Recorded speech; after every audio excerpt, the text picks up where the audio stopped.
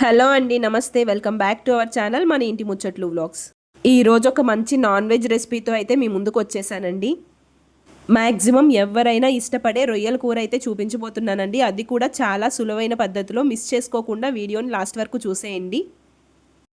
Basic ఇంగ్రీడియంట్స్తో ఎంతో సింపుల్గా అలాగే ఎంతో టేస్టీగా చేసుకోగలిగే ఈ ప్రాన్ మసాలా కర్రీని మీరు కూడా ట్రై చేసి ఎలా వచ్చిందో నాతో కామెంట్ సెక్షన్లో అయితే షేర్ చేసుకోండి. ఇంకా ఆలస్యం ఎందుకు, ప్రాసెస్లోకి వెళ్ళిపోదాం పదండి.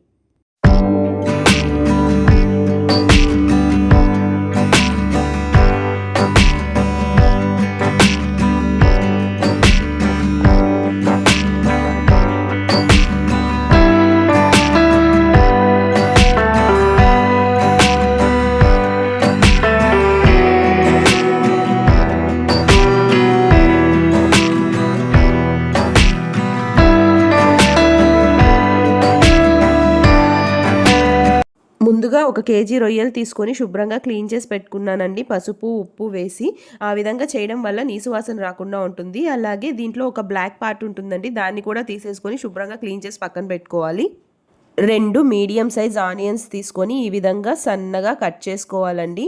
ఒకవేళ ఇంత సన్నగా కట్ చేసుకోవడం మీకు కష్టం అనిపిస్తే మిక్సీ పట్టేసుకోండి. కొంచెం కచ్చా పచ్చాగా పట్టుకోండి, అప్పుడే బాగుంటుంది కర్రీలోకి. అలాగే 2 మీడియం సైజ్ టమాటాలను కూడా సన్నగా ముక్కలుగా కట్ చేసుకోవాలి. కొంతమంది చింతపండు గుజ్జుని యూస్ చేస్తారండి టమాటా బదులు. నేనైతే టమాటానే యూస్ చేస్తున్నాను.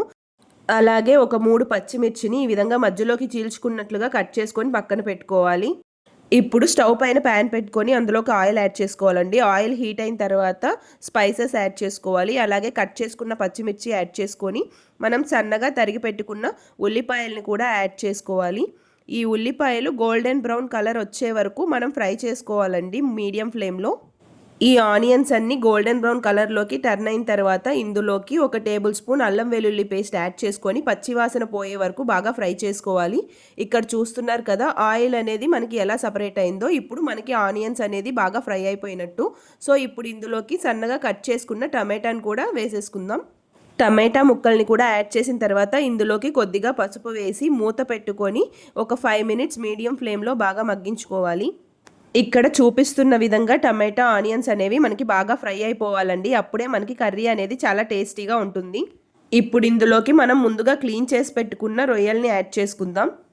రొయ్యలు యాడ్ చేసుకున్న తర్వాత ఒకసారి కలుపుకొని మూత పెట్టి మీడియం ఫ్లేమ్లో ఒక 5 మినిట్స్ అలా ఉడికించుకోవాలి. 5 మినిట్స్ తర్వాత మూత తీసి చూస్తే ఈ విధంగా రొయ్యల్లో నుంచి వాటర్ అనేది బయటకు వచ్చేస్తుంది. మనం ఇప్పుడు ఇందులోకి మసాలాలన్నీ యాడ్ చేసుకుందామండి.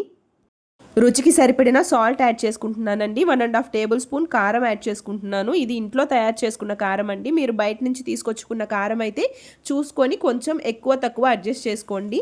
కారం ఎప్పుడు కూడా కొంచెం ఎక్కువగానే ఉండాలండి రొయ్యల కూరలో, అప్పుడే టేస్టీగా ఉంటుంది. 1.5 టేబుల్ స్పూన్ ధనియాల పొడి, అలాగే 1/2 table spoon garam masala add చేసుకొని ఒకసారి కలుపుకొని టేస్ట్ చూసుకొని మీకు ఏదైనా తగ్గినట్లయితే ఇప్పుడే అడ్జస్ట్ చేసుకోవచ్చండి. ఇక్కడ నాకు సాల్ట్ కొంచెం తగ్గినట్లుగా ఉంటే యాడ్ చేసుకున్నానండి. అలాగే 1 గ్లాస్ వాటర్ యాడ్ చేసుకొని మూత పెట్టి ఒక 5 మినిట్స్ మీడియం ఫ్లేమ్లో మగ్గించుకోవాలి.